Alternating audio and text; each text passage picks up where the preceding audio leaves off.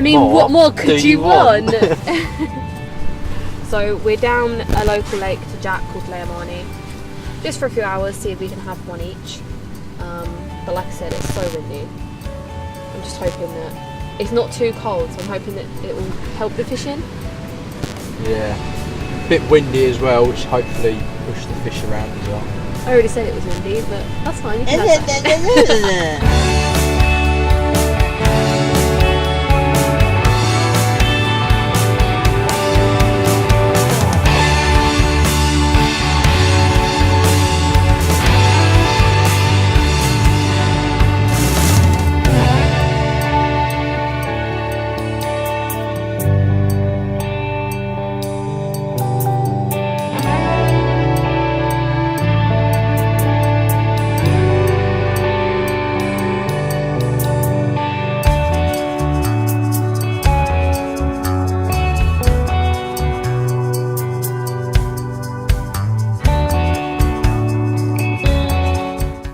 Hello everybody, Jack and I are currently fishing, and we thought a really nice way of you guys getting to know us would be to do a little Q&A.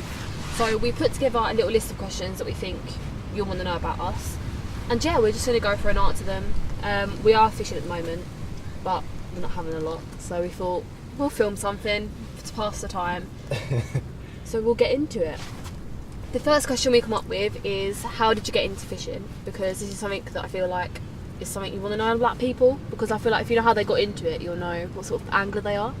So you go first. How did you get into fishing? It's probably 6-7 years old, and me, my brothers and me mum and dad went on a boat trip for a few days, and my dad bought me a little telescopic rod from Argus. And he took us fishing, and ever since then I got the buzz for it, and slowly got better and better gear, and then eventually got into carp fishing. Yeah.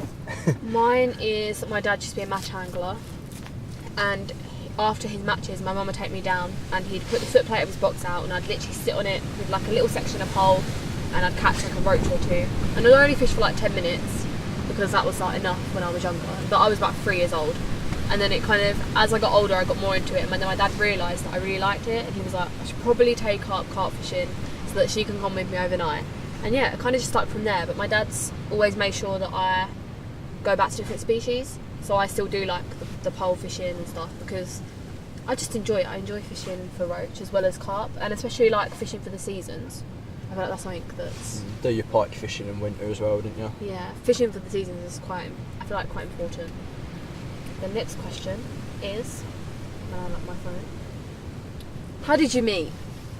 Well, one day I needed some new line for my reels, and I sent Phoebe a message saying, what's the ridge monkey line like? And then I was fishing down the pit, and this guy comes up to me with his hood up, and he's standing at the top of my swim, and he's like, alright mate. It's Jack.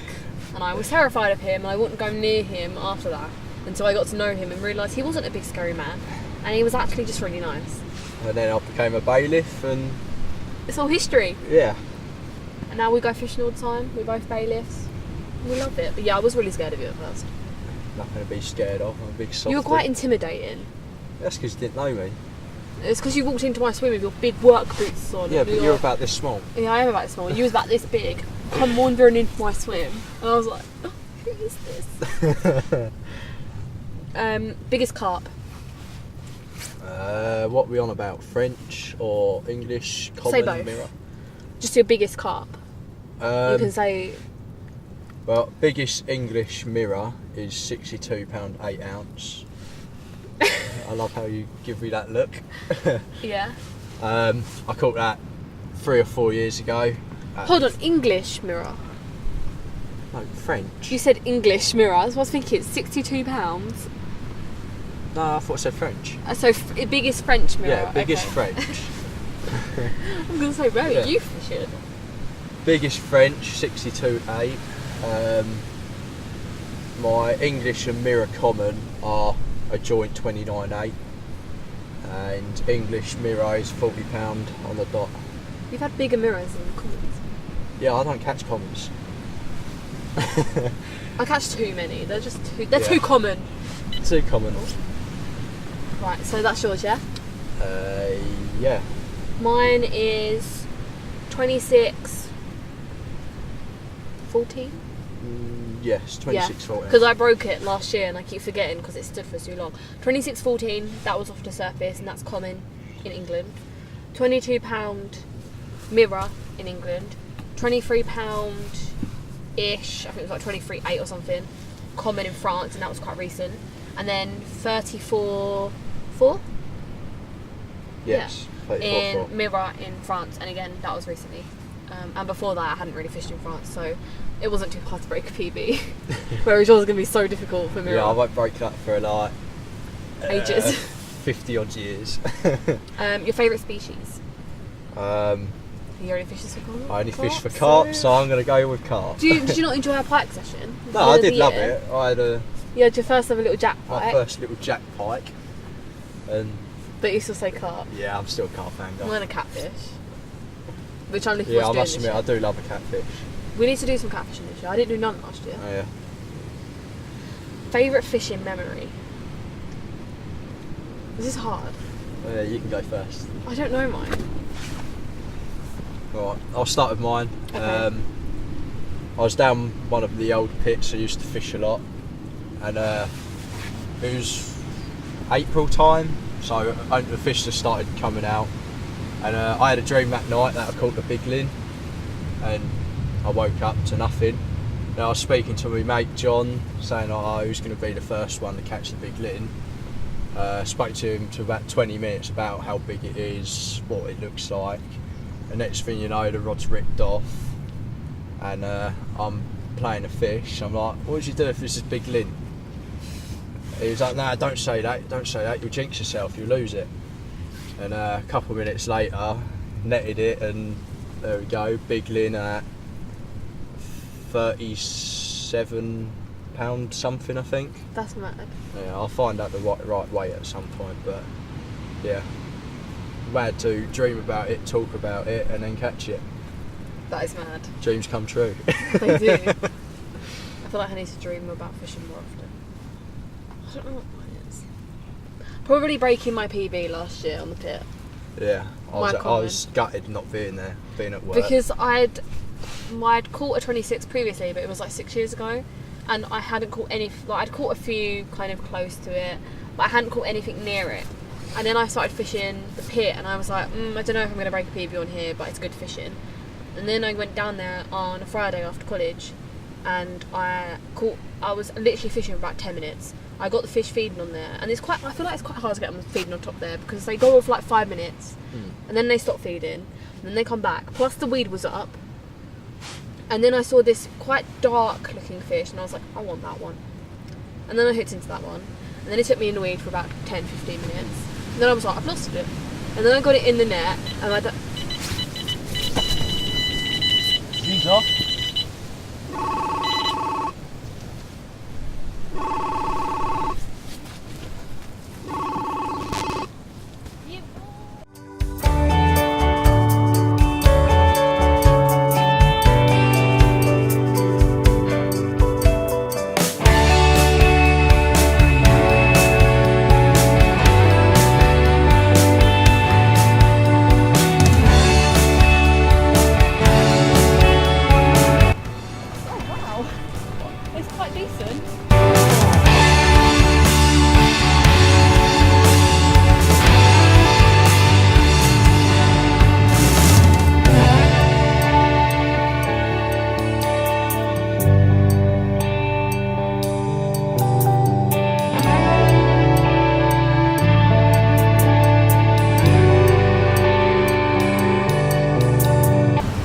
Proper English fish, isn't it?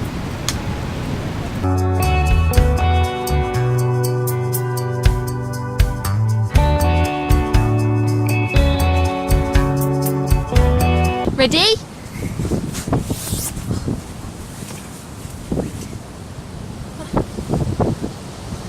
I just can't. Well guys, let's go. My turn for the rod to go off. Is it though? We're back. We had a fish. Yeah. Well, I had a fish. I haven't. £16 common, so chuffed. Got what I wanted, which was one fish, so I'm happy. And we was talking about our favourite fishing memory, and I was part way through saying that when I had my PB common, it was in the net. It was in the net, and that wind is savage. It was in the net. My dad came down to help do photos for me and stuff like that. Can I just turn your alarm off? No. I'm so confused right now. Why is the other one not beeping? I don't know. And my dad came down to take photos for me and to bring us scales because I didn't take scales because I forgot them. So he brought them down and he comes in the net and he goes, yeah, it's about £15. And I was like, it's not £15. But I was like, oh, okay. And I felt a bit disheartened because I thought it was a big fish. And then we got it on the mat and he goes, oh, okay, I'll give you a bit bigger, just over 20. Okay, thanks. And then he weighed it and he went, oh yeah, congratulations, it's your new PB. Then I cried. Then I had photos. I put it back and then I cried again. And then I rang you and you thought something could happen because I kept ringing you and was like, ring me now. And you thought something could happen to me when all I wanted to tell you was that I had my PB. Yeah. So that's my favourite memory. Funniest memory. I think both of ours is the same. Yeah. Well, is it? Yeah, I think mine would tell be it as the a same. joint story then. Yeah. We was on the Tottenham pit, a couple of months ago in the summer. I'll actually insert the name of the video because it's actually on one of my YouTube videos. The whole memory, do you remember? We're surface fishing. Yeah. And I actually filmed this, so I'll leave a little link in the description to that video so you can actually go see what we're talking about. But basically, it was fishing top pit. Surface fishing, and I saw a fish, and I was like, that looks quite a decent sized fish, and I put my mixer next to it and I hooked into it. Oh no, that was when I lost it. That's when I lost it at the net. But your funniest memory? No, that was what I'm explaining now, is when I lost it at the net. Oh. Basically, we were surface fishing and, you know, minding our own business, and then Jack hooks into one and we're like, yeah, cool, brilliant, you've got a fish. Put my rod down and then I went to Jack. And then you said to me, you've had it. And I was like, no. And he was like, it's the Lynn, you've had it. And I was like, no, I've not had this fish. And then Jack goes, oh, I've had it. Oh, I've had it. I had a recapture. Yes, Jack. It's a mirror, Jack. Yeah. Oh, I've had it. Are you joking? I've had it. Are you joking? Twist it. No, it's the Lynn. It's the Lynn you've had, I think. I haven't had one. I haven't had that fish, have I? Again. And then fast forward. This was the same weekend. I think you lost it, wasn't it? Same weekend you had it. So and then say like a night or two later, I then had the same fish as Jack at night In the same swim. in the exact same swim. And then you lost it, I think, the weekend after or Yeah, something. the weekend on top after. again. Yeah. It's just hilarious how you had that same fish. Yeah. So now the joke wherever we go somewhere is, oh, you're going to have a recapture. Yeah. Even if we haven't fished it before, he'll probably have one that he's caught before. Because you do it all the time. Even that was the smallest fish in the lake. Oh, that was so funny in France when you had the smallest fish. Worst fishing memory. Ah, well. You can go first. Okay, I've got mine. I'll insert a little video in a minute, but I'll explain first. So I was fishing and it was pouring down with rain, it was really cold. My mum and dad were tucked up in their bivvy together, you know, having their tea and stuff while I was out in my own swim, in my bivvy. I was soaked and there was some carp just coming up to the margin. And I was feeding them up all day, sweet corn and chopped boilie, and I was getting them really confident. And I was like, right, put all of my salopettes on. I was like literally a little massive marshmallow walking along in all my clothes. Put a hook on my line with a shot and a piece of corn on the hook, load it down. The fish took it and then I lost it. And I didn't realise, but my mum was actually filming me do this. And I'll insert the clip now.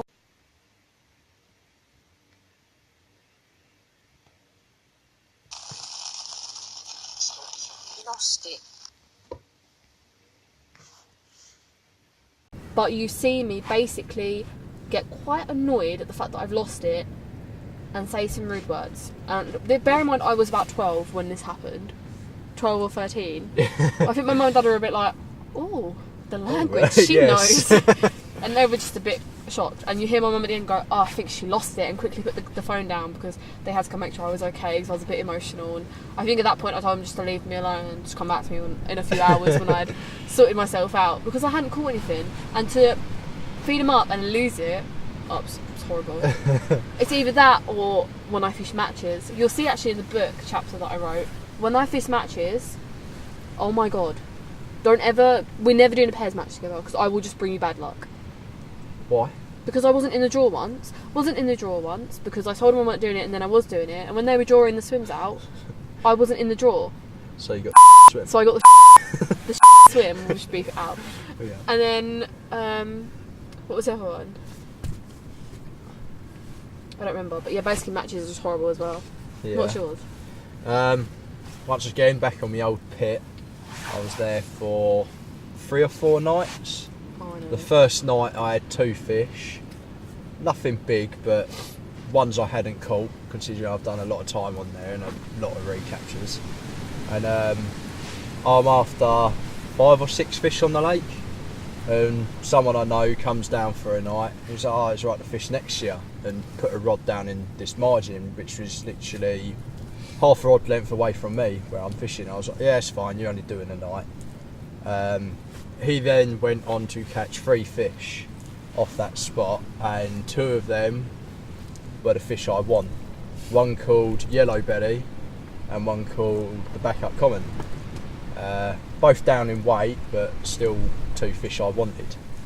I then caught nothing for the following 2 nights, and on the last, well, I was going to do one more night, but I finally had a take on the open rod spot after blanking on it for 3 nights.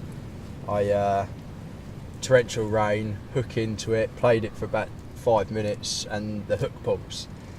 So I get the ump, I'm soaking wet, I go to me bivvy and get me spare pair of clothes, and the bivvy's flooded, clothes are soaked, gear's soaked. I threw everything down and went home. I feel like both our stories involve us trying Getting really hard, soaking wet. getting soaked and then losing a fish. I feel like there was something I was about to say to you there. Oh, it's really common for people to like come along to somewhere you fished or are fishing and catch more than you. Yeah.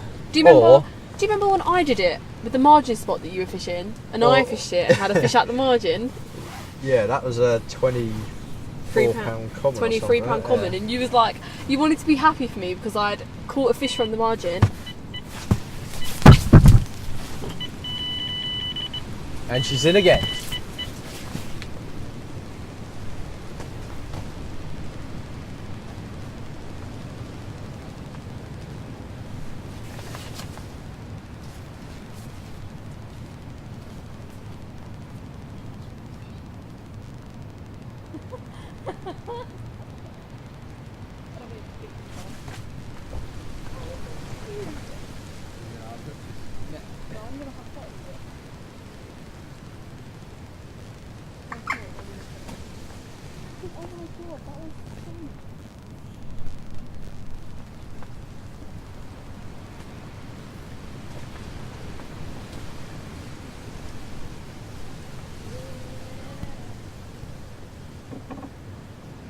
Soaking wet. I know.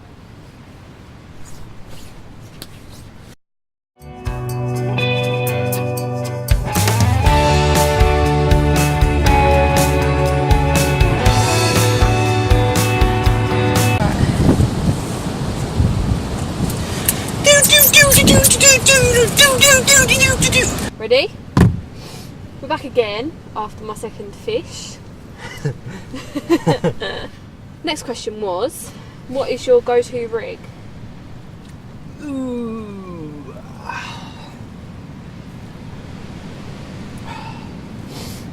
It depends. If I'm going to a lake for a day, I tend to go for solid bags, which I never used to even use. A bit windy. my god. Just wait a sec. I'd usually go for solid bags now for a day session, for like a leisure lake like we're at today, or a day ticket lake. Definitely a solid bag, but I'd have to go with even a stiff hinge on a Ronnie rig for my proper fishing. I'd probably go for the Ronnie rig. It's caught me a lot of fish and a lot of big fish as well. Never used either of those rigs. There's so many rigs that people are like, I use this, and I'm like, honestly, never tried one. I've tried it and it works for me. That's yeah, why but that's what I'm use it. saying. Like, I've never used it, so you'll have to teach me, like I taught you solid bags. Yeah. Mine. Are you done? Yeah. Yeah. Yes or no? Yes, hun. Are you done? Yes. Are you dumb? I'm joking. Mine would be solid bags, but that depends if I'm going. So today I put solid bags on. I look at solid bags as one mouthful of food, so one fish. I've had 2 rod solid bags out, and that's called me 2 fish. So I kind of work it out like that. And also if I'm going somewhere I've never fished before, so if I don't really know the lake, I don't really know kind of where to start, I'll put a solid bag on just to see if I can catch something. That's what we did in France, because I was like, there's 2 of us on a massive lake, and I didn't really know where to begin. So I thought by putting a solid bag on, it could catch a fish or 2, and it did. So that was great. And if I'm fishing somewhere else, again, like you said, it really depends where I'm fishing. But I think one of my favourites is the Monty rig. I've just caught a lot of fish on it. A lot of bigger fish on it I've caught. Yeah. But I like snowman rigs and stuff. I'm quite kind of simple with my rigs. I don't try and make it like... I don't know, I don't overcomplicate it. Not that you'd overcomplicate it. I used to be like you. I used to use the snowman rig for 99% of my fishing. Then one day I thought, let's try something new. I'll put a Ronnie on, and then ever since then... But it's what you're confident with. I've never... People are always asking, like the most common question in fishing is, oh, what rig should I use? And it's like, there isn't a rig you should use, because it's down to where you're fishing, what the bottom's like, what size fish there are. Yeah. You know, everything. It's not just that, it's what lead set up. Yeah, your lead set what up, colour what bait what you want size to hook, use. pop up, bottom bait, wafter. It's all different. Right, what's next? Go-to baiting method. Again, this is different for everyone. Boilie. I'm you're a boilie. I'm a massive boilie person. Yeah. Whether it's catapult or throwing stick, I very rarely pick up. Do you always use holes? Whole boilie or chopped? Whole, because you never use spod. And I always use whole boilies. If I'm fishing close in, I'll chop a few up and crush a few. But yeah, it's quite funny watching Jack spod out, because he doesn't actually do it often, and he doesn't understand that. Since France, I've got better. Yeah, but it was just hilarious. We were fishing one of our waters house, and he was down there, and it kept opening. And he didn't want to touch the spod because he'd make his rod dirty. Being a tackle tart, I did not. And then I was like, right, I'll fill the spod, you cast, and it was fine. Baiting method for me would be, it depends what time of year it is. When it comes to winter, I like to use particle, like a big mix of particle, chop boilie, hem, maize, all that sort of stuff, different sizes, so it gets the fish rubbing. Just because it helps clear spots and stuff like that. Like when I first started fishing the pit, because everyone was like, it's really silty, I used particle because it actually helped clear me up some gravel spots, because the fish were feeding on it and they were grubbing about. But when it comes to summer, I don't tend to use too much bait, and I kind of go down the whole just boilie or pellet route. But I kind of steer away from pellet unless it's in solid bags because of bream, and I'm known to catch quite a lot of bream and tench. Like I'd never caught a bream on the pit until I started using a solid bag. And you met me. Yeah. I'm the bream queen. Right. Favourite method of catching carp? Well, isn't surface fishing everyone's favourite? Yeah, surface fishing's fine. Bring on summer. Surface fishing is just great because you see them and you're like, oh god, is it going to take it? Is it not? And then it's just crazy. Yeah. The thrill of the light rods, light line, little reels. Yeah. Just everything about it, innit? Favourite piece of fishing gear? Well, I've got a lot of favourite things, but What's it's your, been number put one? to use today, and it is awesome. I used to have a weigh bar, which was probably weighed about 5 kilo. I got rid of that, and I bought a new one. It's still lighter, but it's massive. It's just storing it, isn't it? It's storing it in my bag. This is my old one. Yeah. It takes up room. It's big. It gets in the way. But recently I bought a way clip adapter from Rad. It pretty much, you grab your bank stick or your distance stick, you slide it on there and you weigh your fish. You can lock it up, and the carbon from Rad, it's strong enough, you can lift 70 pounders with it. It's definitely good enough for the job, and that is as big as that is, and it just slides in your bag anywhere. Not only that, you can unscrew it, you can screw it back into a bank stick, and you can put your retainer cord on there, anything what requires a cord really. I need one. And yeah, I need a new rod pod as well. You need new distance sticks, which I ordered and I'm not giving to you yet, and they're in your room and you're killing me for it. Yeah, I've got nice shiny gloss carbon distance sticks. Matt's better. What do you prefer? Here we go, this is an argument me and Jack have often. In the comments, is it matte or is it glossy bankware? I will do a clip of each now, so you can actually see the difference between the matte and the glossy, in case some of you are like, they're basically the same. They're not. The matte is better. Gloss. The matte? No, gloss, it's original. Matte. Everyone does matte. Century do matte. Matte's are just matte. really cool. And if you think about it, with gloss, you get a lacquer over the carbon, and the carbon lasts longer. It don't scratch as easy. Oh yes, but matte is just amazing. Can't actually find any of my stuff now. What are you looking for? Organised, right. My favourite piece of gear is which one do you like? Well, two bits of gear. They kind of go together, so it's okay. Yeah, fair play. It's A, really good for putting in your bivvy. Yep. B, really good for putting outside of your bivvy when we were cooking in France. Yeah, go on, what was you going to say? That's what I was about to say. Yeah. Especially for cooking dinner. When we was out in France, we set out every day around like a little table and we were cooking, and our head torches, it was like, they were good, but we didn't want to like kill our head torches because they were more important for like if we had fish. So by clipping these on the outside of the bivvies or on these on long bank sticks was just so much better because we could actually see what we was doing. But also, this on a bank stick, when you're doing your catch photos, just helps light up the whole. We normally have two, because we both go together, one either side of the mat, and it just lights up your It looks your like mat. daylight, doesn't it? With Yes, a black... even with I think even with a mobile phone and these, you can still get a half decent photo with your flash. So I would say mine is the Red Funky Light, because it's just epic. Yeah. And the fact that we can use your remote with both lights instead of having my remote's mine light, your remote is your light, and we can have both in the bivvy. Your remote does both. We can have it on red so it's not as bright. Yeah. Awesome. And the new ones obviously have green on them as well.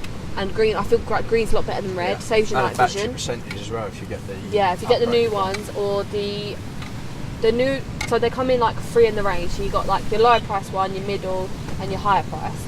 The higher price, I believe, correct me if I'm wrong, has a actual battery gauge on the end. This one doesn't. This is the old version, but has a battery gauge on the end. So it actually tells you how much battery you've got, which is good because it's quite handy if you're going for a quick night and you've only got 30% left. You know that's probably going to last do. your night. Yeah. So mine would be my BB light because it's just so versatile. Plus you can use them. I've actually used them when fixing my car. Yes. And when my dad had problems in the kitchen, we had to get some stuff under the sink and we couldn't see. So we clipped this in the kitchen under the sink. Yeah. You can see everything. Versatile. Yep. So we got two very versatile products that we like. So recommend. My favourite piece of gear. What's next? When's the movie going to blow away? Don't. I'm scared. Favourite bankside grub. Oh. Now, if anyone knows me, you know that food is a very important part of my life. Without food, I am the most miserable human being you could ever meet, aren't I? Especially if she doesn't get her croissants in the morning in France. Croissants in France were important. And proper meals. You going to work every morning without breakfast stresses me out so much. Although I do have just breakfast about now. have breakfast in the morning. But so food is really important to me, and when I first met you and you were like, yeah, I'm just going to take some like duck spring rolls from Tesco's and a pot noodle, I was like, that's not food. It's the wind. I was like, that is not food. So then I taught you how to cook. So what's your favourite of our Bankside cuisines? What do you love? I have two very firm favourites. What are they? And one would be curry. Shout out to Graham, Yeah, my shout dad. out to Graham for pre-cooking them for us. You do a good curry. All I have to do is cook the naans, but even then I sometimes burn them. One job you have. And the other one is I've got to go with stir fry. Yeah, we got stir fry tonight. Yeah. Not on the bank, it's a bit too windy. I think mine, it's hard. You just love food. I just do. I love food. Fajitas, I like burgers. fajitas are really good. Yeah. Micro burgers are really good. Chips. Chicken with chips really good. Roast. The waffles. Really nice. Oh, the waffles really good. You did a bagel with chicken and cheese and waffle. That was that brilliant. was good. Yeah, I just really like food. If any of you follow my Instagram, there is on my page, I'll again add a screenshot in of this. On my page there is, you can see all the story highlights. There is a section I think called RM Yums or Yeah, Ridge Monkey RM Yums, Yums. something like that. And I basically, whenever I do photos of my food when I'm fishing, I will put it in there, because a lot of people that use all the new Ridge Monkey cookware, which is what I use, a lot of people I see on Facebook groups discuss what they're eating, and they find it really difficult, I know I did at first, to know what to cook in the Ridge Monkey. There's Everything. Yeah, you can basically, if you put your mind to it, you can basically cook everything. So I've got my own section on my story which basically says, oh, this is what I've cooked, this is what I recommend. But also, if you go head over to Ridge Monkeys, Instagram, Facebook, YouTube, Simon Bishop, their our like in-house chef, he does really great like tutorials of what to cook. So if you're ever stuck for thoughts of Bankside grub, just head over, because there is no excuse for poor eating. Don't forget your hobnobs with marshmallows. Oh, we had to insert that. That was good. That was good. So you put your hobnobs in the Ridge Monkey, marshmallows in, hot dog on top, and you just Yeah. leave it on the really low heat, really, really low heat, which is hard to do on gas. Yeah. And they just cook, and they're basically like big chocolate s'mores. Yeah, they're good. They were really nice. Or croissants. Very cut in sickly half, though. chocolate spread either side, let it melt, eat that up. We eat good on the bank. So yeah, no excuse for poor eating. Eat healthy, like not even just healthy, just eat on the bank. Even if you take an apple with you. No, not an apple's not good enough. Make it into like an apple pie. Apple I'm pie. joking. What for dessert? Yeah. What camera do you use? Well, Let me rephrase this for Jack. What camera do you own but not use? I own a D3100. A Nikon D3100. Yeah, a Nikon D3100. I know Nikon's this all the way, not Canon. because it was my old camera. And I sold it to Jack. I also got a battery grip for it and a flash gun and all the extra gadgets. And then you just don't use it. And you've also got my Avid. Well, I did use it for my camera bag. brother's wedding party, which done some very good photos. My bobbin's come off. Oh, really? Oh, well. That's right. Oh no, if it goes off. But majority of the time I'm using Phoebe's camera, and mine's pretty much just a backup camera in case something goes wrong. Yeah, you're having two cameras. Oh, mine's a Nikon D750 for anyone who's wondering. Having two cameras is good because when we realised in France, you use mine to take photos and yours to just film. Yeah. So it's quite nice. But I am on the lookout for a second Nikon body, but they're expensive. And I'm a poor student. Poor but student. yeah, love my camera. It goes everywhere with me if I can. Yeah. But I don't just use my camera for fishing. So I actually do photography outside of this. So that's the reason I've got such a half decent camera. It's just because not just because I thought I'm gonna get the most expensive camera for fishing, but just because I do it as a job. So it makes sense just to have the kit. But I feel like that's the most annoying part about going fishing is the fact that when you met me, I had more camera gear that I brought with me than fishing gear. Yeah. I'd go anywhere. Yeah. Like when we went to France, I had 2 camera bags, 4 different tripods, spare batteries, spare chargers, and then 1 fishing bag. Yeah, and all I used to have was a little bridge camera and some spare batteries. Yeah. The next question links into this, and it's how to get good night shots, because I get asked this quite a lot. And like I said, lighting, really, really important. You want to try and light up your subject so you can focus on it clearly. And there's a certain settings that I use, and that is, if I can remember off the top of my head, on your camera, I normally go to about f-stop, so your aperture, 5.6. So you've got pretty much everything in focus, but your background's just starting to go blurred. Your shutter speed, normally about 125, because it's fast enough that you're going to capture your subject quite sharp, and you can use it without a tripod. Anything kind of below 100, you get into the point where you want to use a tripod just in case you move. And then my ISO is normally 400. Again, if you put your ISO too high, you get grain, as you've learned through going, oh, your ISO can go really high, whack it up, and then photos are just really grainy. I have absolutely no idea what you're on about. And then I usually use a flash gun, because if I use my onboard flash on my camera, you get red eye. Another thing you've learned. Another thing I have learned. That's hence why I bought the flash gun for my camera. Because you get red eye, which isn't a bad thing in photos. It just makes you look like the devil. Yeah, it makes you look like the devil, and the fish looks like the devil, and it's just a bit creepy. So I just bought a flash gun to go on my camera and some rechargeable batteries, and on my flash gun I use that in manual, as well as my camera's also in manual. Flash gun is manual and 1/8 stops. Basically, on a flash gun, the higher your number, the darker your light, the lower your number, the brighter your light, and then you kind of just adjust your flash to however bright the fish is. Rule of thumb, technically, rule of thumb, generally, that's what I'm looking for. If you're photographing mirrors / levers, that sort of thing, your flash will need to go down, just because they've got. It does get very shiny. They bounce where the light, they've got nothing, and it's just plain. It's normally quite white. Slime as well. The light just bounces off them. Commons, you'll probably need to go higher, because most commons are quite darkish anyway. But yeah, that's basically what I do for night shots. And the last question is, who's the better angler? Me. No, me. Me. Me. 2 fish today, hang on. 13 fish in France, caught more species in my life than you ever will. I thought we both agreed that we're both just as good as each other. We never said that. Yeah, we did. Okay. You're the better male, and I'm the better female. Sounds good to me. Mutual agreement.